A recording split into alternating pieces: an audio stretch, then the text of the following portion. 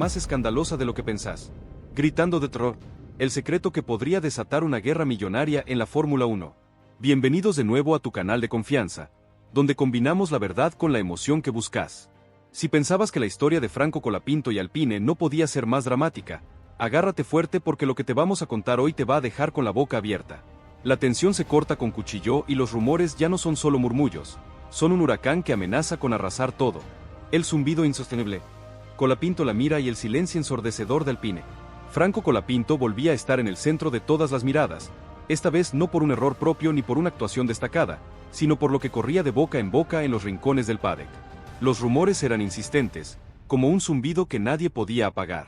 Decían que su lugar estaba en riesgo, que alguien importante se había reunido con Alpine, que Valtteri Bottas, piloto con experiencia y peso, había sido mencionado en esas conversaciones. Imagínate la que se armó. Che, lo más grave no era la posibilidad de que fuera cierto, sino el silencio que lo rodeaba. Porque mientras todo el mundo hablaba, el equipo no decía nada y a veces cuando el silencio se alarga, se transforma en sospecha. Franco lo sabía, lo sentía, no necesitaba que nadie se lo confirmara. Bastaba con ver cómo cambiaban las actitudes, cómo se evitaban ciertos temas en los briefings, cómo algunas miradas dejaban de ser directas. Es como cuando en la familia hay un secreto a voces y nadie se anima a decirlo, pero todos lo saben. Una tortura, te lo juro. El piloto argentino ya estaba acostumbrado a luchar, a ganarse cada metro con trabajo duro y sin privilegios. Pero esta vez la batalla no era en pista, sino en el terreno más inestable de todos. El político, ahí donde no basta con el talento, donde las decisiones se toman en despachos cerrados y se comunican demasiado tarde. Y lo más frustrante es no saber si todo lo que se dice afuera está cerca o lejos de la verdad. La bomba de Toto Wolff. El reconocimiento que lo cambió todo. Pero lo más fuerte llegó cuando Toto Wolff, nombre clave en el mundo del automovilismo, había dejado caer una bomba. Reconoció que hubo reuniones con Flavio Briatore y no eran reuniones sociales. El nombre de Bottas estuvo sobre la mesa.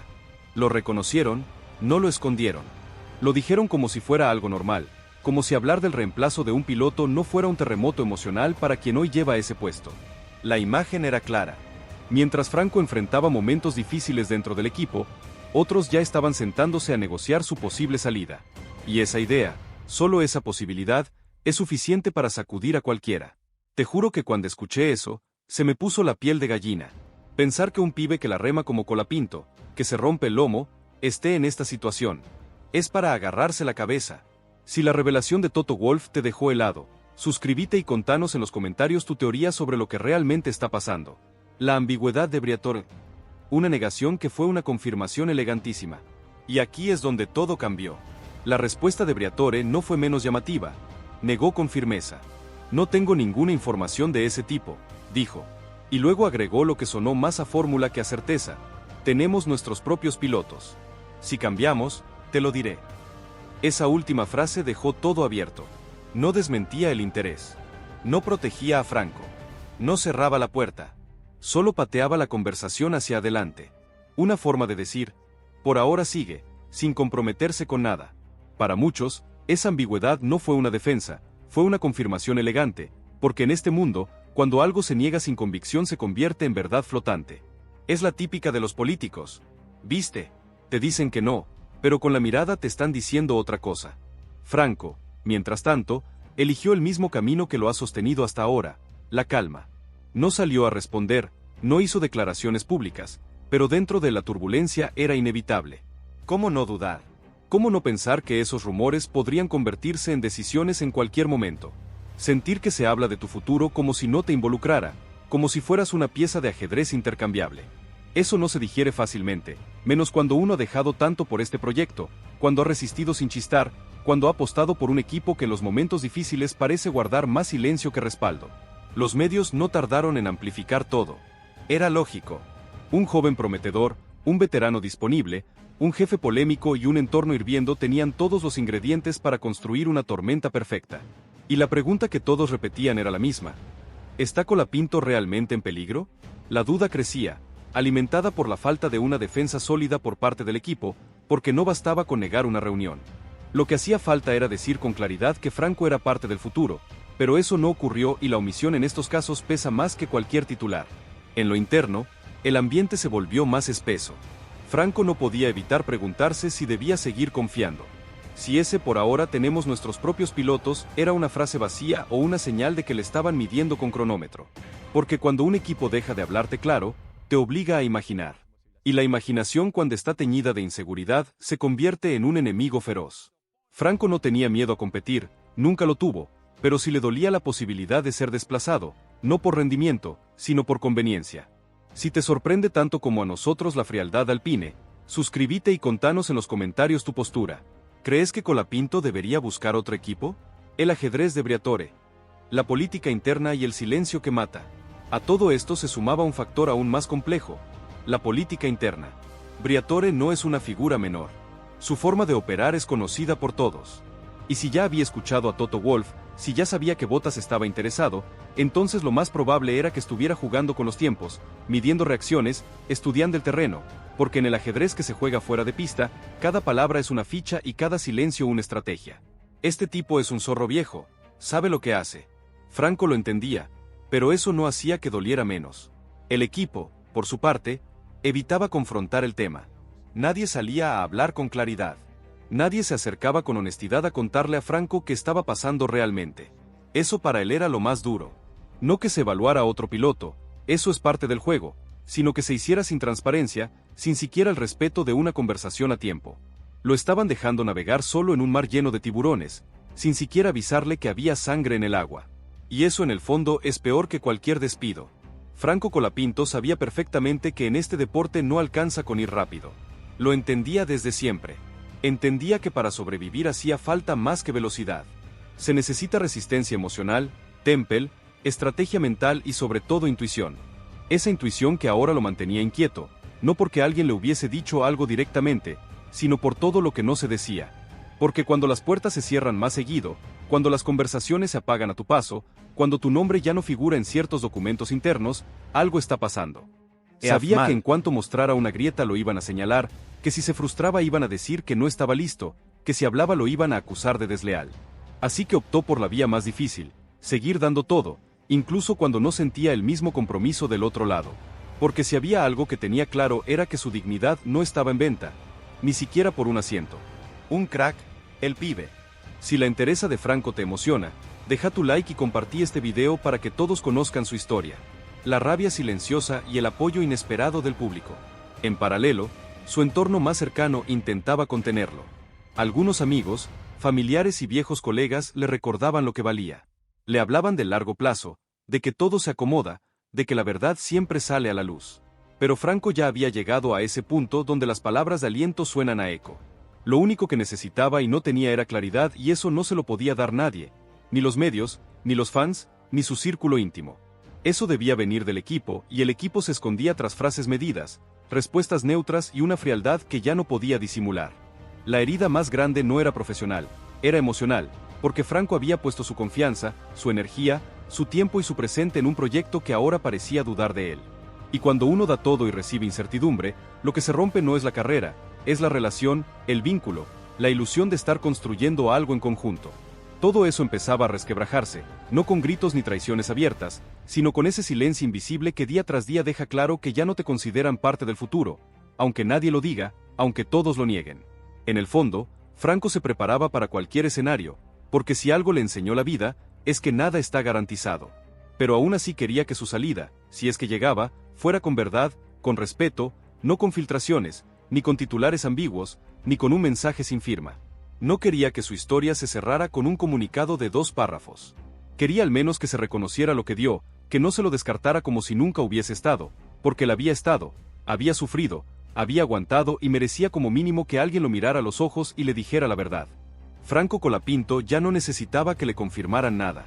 Lo que sentía dentro del box, lo que no escuchaba en los pasillos, lo que le dejaban entrever los gestos evitados, las reuniones sin invitación, los comentarios a media voz, todo eso hablaba más fuerte que cualquier comunicado. Sabía que no había certezas, pero tampoco quedaban dudas. No lo habían despedido, pero lo estaban empujando. No lo habían reemplazado, pero lo estaban desgastando. No le quitaban el lugar, pero sí el aire. Y cuando a un piloto joven con hambre, con confianza en sí mismo, le recortan el oxígeno desde dentro, lo que esperan no es que fracases, es que se rinda. Y Franco justo ahí empezó a hacer lo que mejor sabe hacer: resistir. No resistir con declaraciones rimbombantes ni con ataques en redes, resistir con presencia, con temple, con una profesionalidad que en otro contexto sería admirada, pero que en el suyo pasaba como si fuera una obligación.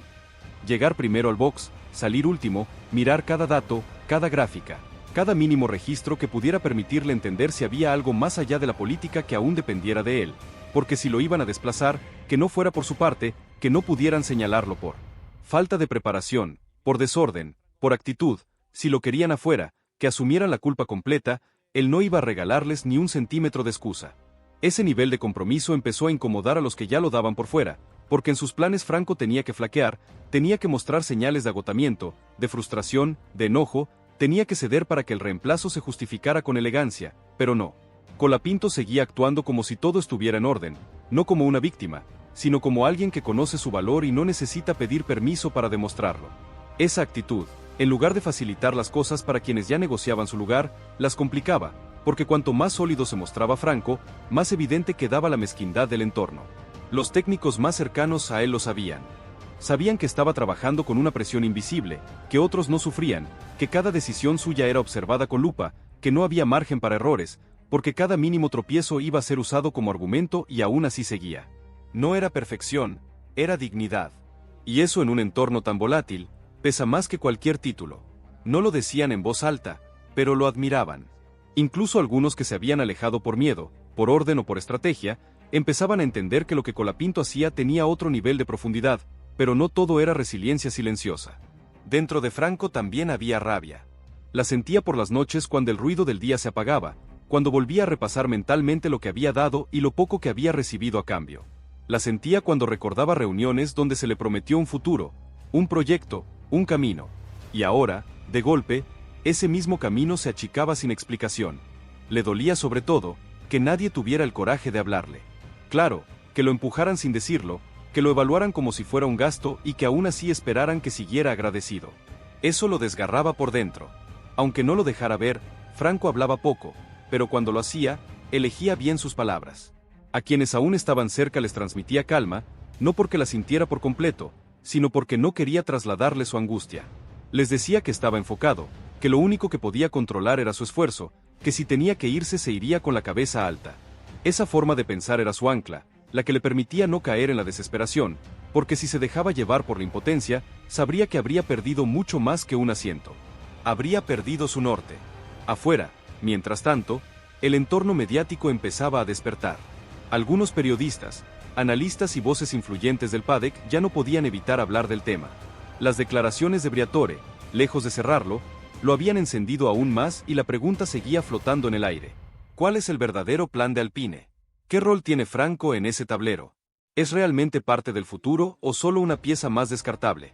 Si aparece una opción con más lobby, las preguntas se acumulaban y cuanto más tiempo pasaba sin respuestas, más fuerza cobraban. El público también sentía el impacto. Los seguidores de Colapinto, especialmente aquellos que lo han visto crecer desde categorías inferiores, comenzaban a manifestar su desconcierto. No entendían por qué un piloto tan dedicado, tan serio, tan centrado, estaba siendo tratado con tanta frialdad. Los mensajes se multiplicaban, las comparaciones eran inevitables, y así, sin que él moviera un dedo, Franco se transformaba en un símbolo de algo más grande, el valor del trabajo silencioso frente al poder de las decisiones políticas. En medio de todo eso, Franco mantenía su rutina, entrenamiento físico, análisis técnico, trabajo en simulador. Su objetivo no era convencer a quienes ya lo habían descartado, era no perderse a sí mismo en medio del ruido.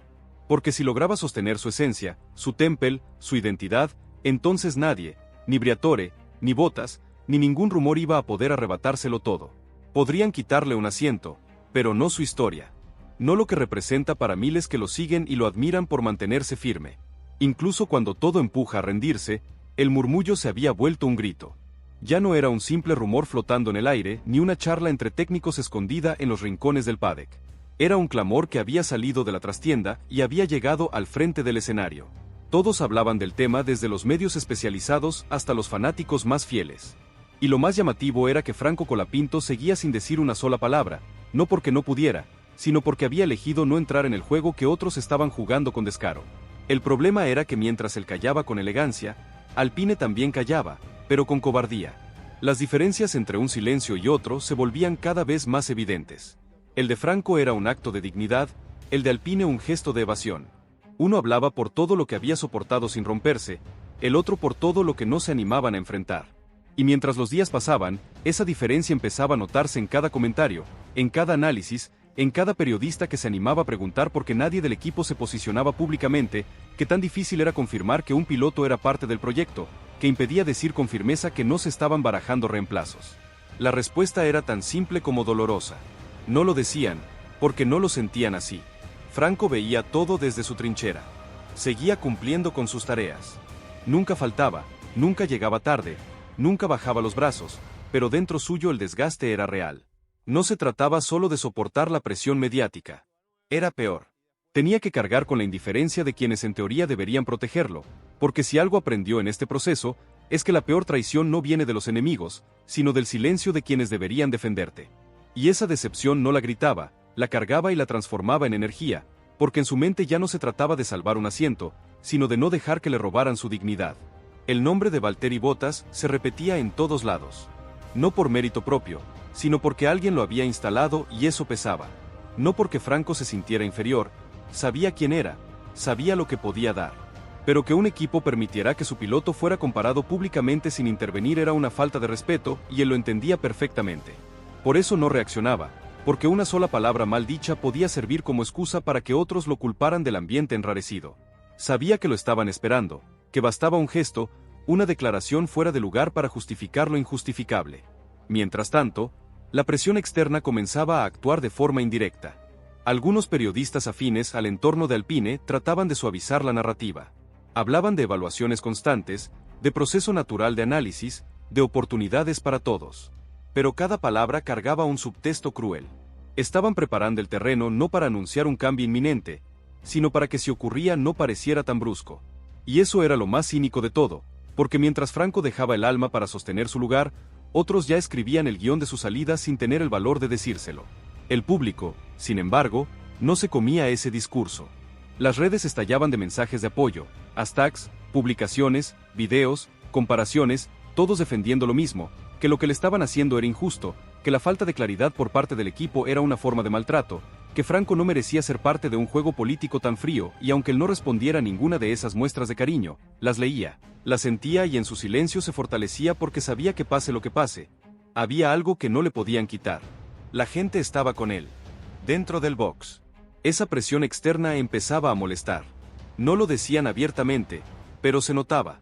Algunos responsables se volvían más tensos, las respuestas eran más cortas, las instrucciones más frías, porque cuando el relato se les iba de las manos, necesitaban encontrar un culpable. Y aunque Franco no decía nada, su sola presencia les recordaba que ya no podían controlar la narrativa como antes, que los focos ahora apuntaban a ellos y que cualquier movimiento en falso se iba a notar más que nunca. Aún así, él no cambiaba, no se volvió más duro ni más distante. Al contrario, mantuvo la misma educación, la misma entrega, la misma constancia. Esa coherencia lo hacía más fuerte porque cuando uno actúa con integridad en medio del caos, se convierte en referencia no solo para quienes lo rodean, sino también para quienes lo analizan desde lejos. Y así, sin quererlo, Franco empezaba a convertirse en algo que ningún rumor podía destruir, un ejemplo de carácter. La tensión interna, sin embargo, seguía creciendo y lo peor estaba por venir porque los rumores ya no bastaban. Se venía el momento de la decisión de decir algo, de mover una ficha y todos sabían que fuera cual fuera el paso siguiente, nada iba a ser sencillo, porque el daño ya estaba hecho. Y aunque lo sostuvieran, aunque no lo reemplazaran, aunque decidieran apostar por él, el vínculo ya no era el mismo. Franco ya no miraba con los mismos ojos a quienes le prometieron un lugar. Ahora los veía como lo que realmente eran. Gestores de un proyecto que ante la duda no supieron defender a uno de los suyos. Entonces, ¿qué pasará ahora con Franco Colapinto?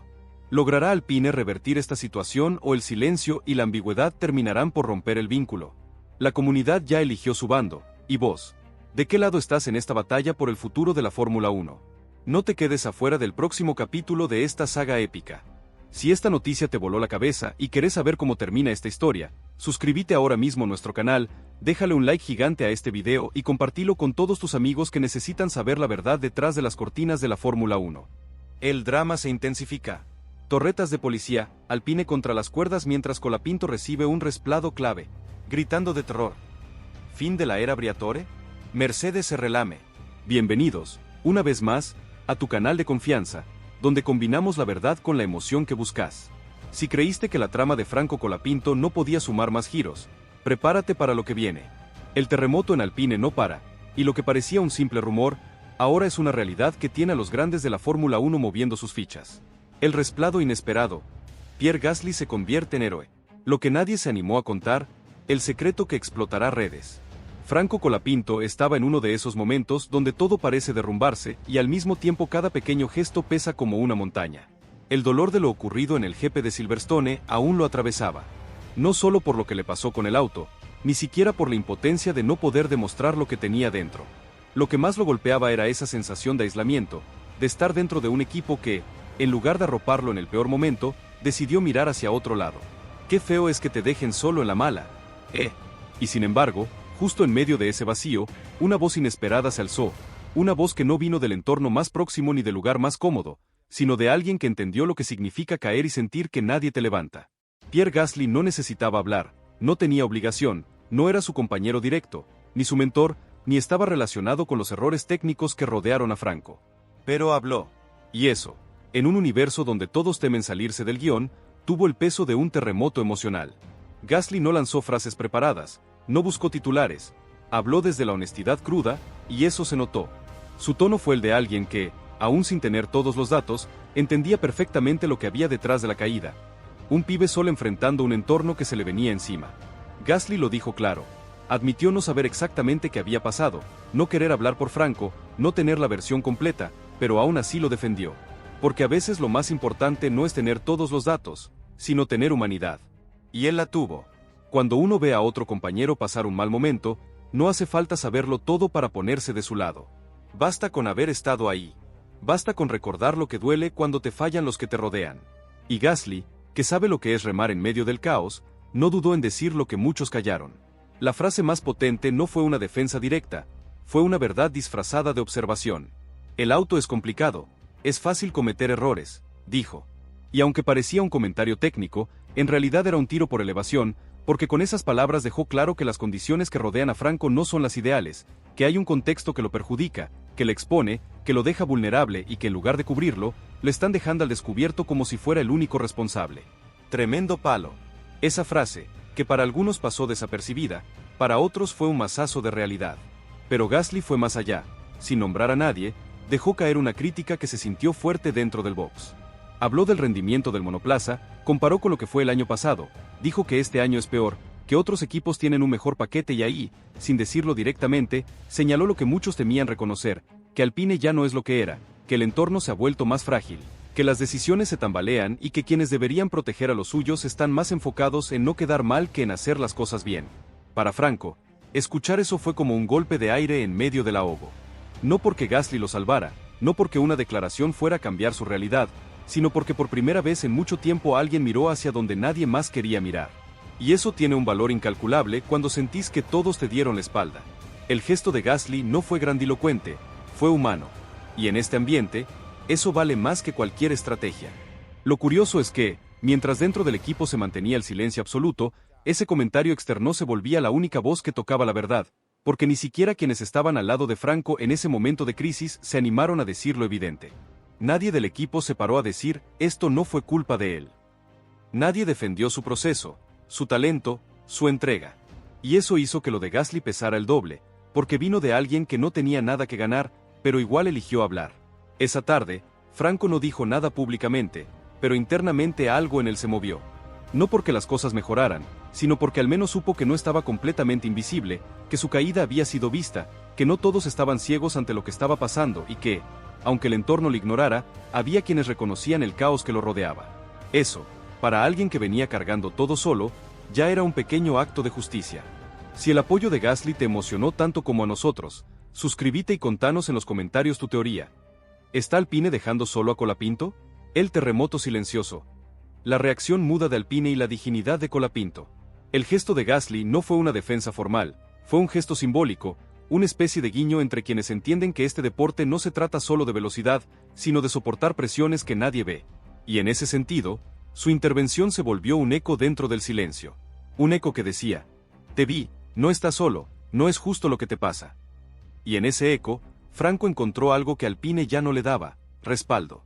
Las palabras de Pierre Gasly no tardaron en circular.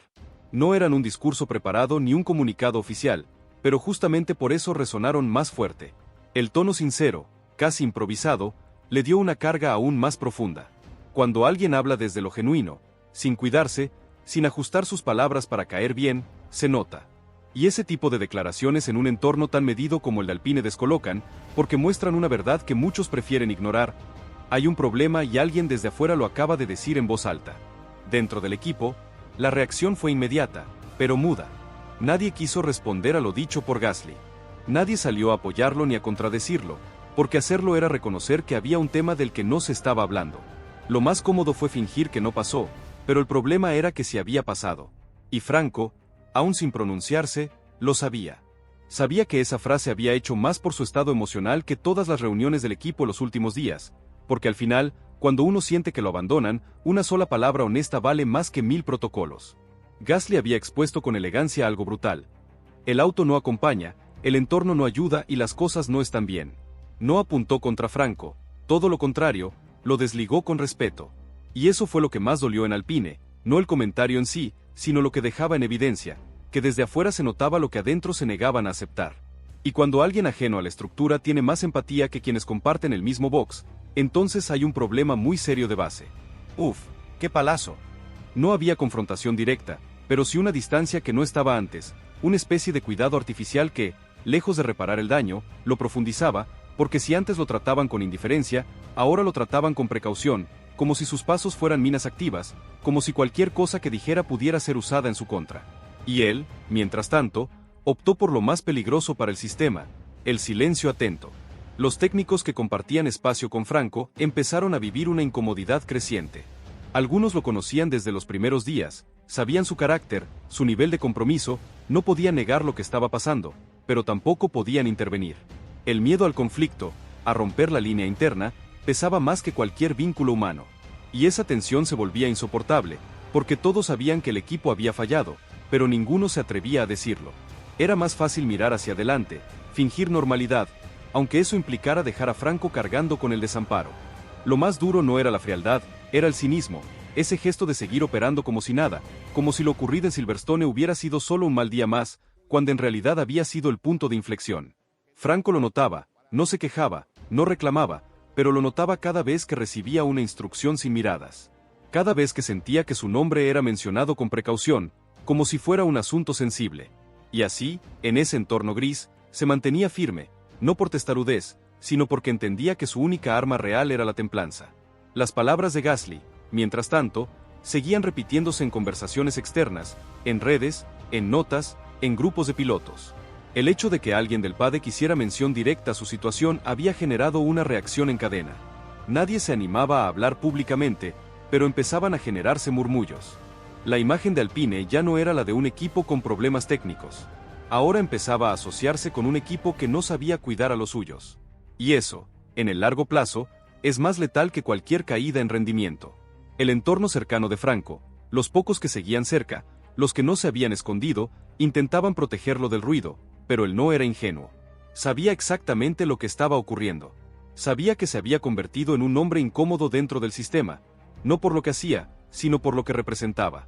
Su resistencia sin escándalo, su capacidad de sostenerse de pie sin victimizarse, lo convertían en un espejo en el que muchos no querían verse reflejados, porque en él se evidenciaban las fallas estructurales que todos preferían ignorar.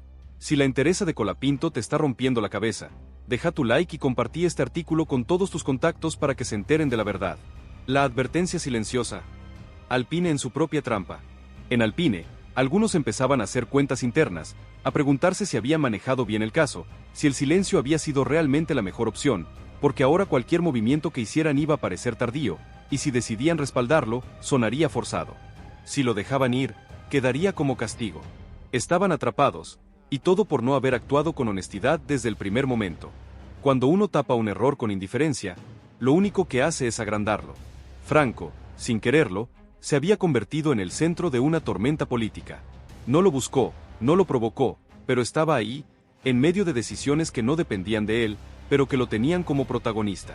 Su único escudo era su conducta, seguir trabajando, seguir cumpliendo, seguir presente, no por orgullo, sino por convicción. Porque si algo tenía claro era que no iba a permitir que lo definieran desde afuera, ni con un error ni con un abandono. Y mientras tanto, en el fondo del box, en esos segundos en que todos están ocupados fingiendo, había miradas que se desviaban hacia él. No eran muchas, pero estaban y hablaban sin palabras, miradas que decían: yo sé que esto no está bien. Pero que no se transformaban en gestos.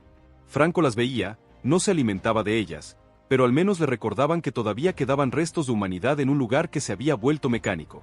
El silencio es cómodo hasta que se convierte en un ruido insoportable. Eso fue lo que empezó a ocurrir dentro de Alpine. Las palabras no dichas, las decisiones postergadas, las miradas esquivas, todo eso que al principio parecía una estrategia de contención, empezó a convertirse en una olla a presión. Y el centro de esa tensión seguía siendo Franco Colapinto, no porque él buscara protagonismo ni porque hiciera nada diferente, sino porque su sola presencia era un recordatorio constante de todo lo que se estaba haciendo mal. Ya no alcanzaba con ignorarlo. La incomodidad era evidente. Estaba la forma en que los responsables evitaban mencionar su nombre en reuniones, en cómo se desviaban temas cuando alguien preguntaba por su estado anímico, en la ausencia total de cualquier gesto institucional. Y eso, lejos de calmar las cosas, las exacerbaba, porque todos sabían que en algún momento alguien tendría que dar una, no al público, a ellos mismos, al equipo que se jactaba de tener un proyecto sólido, pero que había dejado a un piloto al borde del colapso sin siquiera levantar una mano. Franco seguía trabajando con el mismo compromiso de siempre.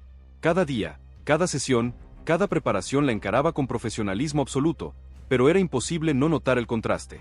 Mientras él se comportaba como lo que el equipo decía buscar, un piloto centrado, serio, entregado, desde arriba nadie correspondía a ese esfuerzo. Era como correr una carrera en la que los demás no solo no te dan el coche, sino que además te piden que sonrías. Y sin embargo, él no pedía nada porque entendía que exigir dignidad es admitir que no te le están dando. El efecto Gasly aún flotaba en el ambiente. Cada vez que alguien del entorno hablaba de la situación, lo hacía con una frase que se repetía como un mantra. Lo que dijo Pierre fue lo más honesto que se escuchó en todo esto. Y eso bastaba para que muchos comenzaran a cuestionar no solo la gestión del caso, sino el clima general. Porque si alguien externo puede ver que un piloto está siendo abandonado, ¿qué dice eso del resto? ¿Qué dice eso del equipo? La reputación interna empezaba a tambalearse, y eso en un entorno tan jerárquico, es veneno. Mientras tanto, la figura de Franco empezaba a crecer hacia afuera, no porque hiciera campaña, sino porque el silencio que lo rodeaba generaba preguntas, porque cada vez que no se decía nada, aumentaba el interés. ¿Por qué no lo defienden? ¿Por qué no lo descienden? ¿Por qué actúan como si no existiera? Y ante la falta de respuestas, las suposiciones tomaban fuerza. Y las suposiciones en este deporte muchas veces definen el relato más que los hechos. Franco notaba esa dualidad. Puertas adentro, se lo trataba como un dato incómodo. Puertas afuera, empezaba a ser visto como alguien con una historia que vale la pena seguir. Eso, lejos de alimentarlo, lo ponía en un lugar difícil, porque no quería convertirse en una figura de conflicto. Él solo quería competir, crecer, demostrar lo que sabía hacer. Pero cuando el sistema te empuja al margen, la única forma de volver al centro es mantener la calma y esperar a que los demás se expongan solos.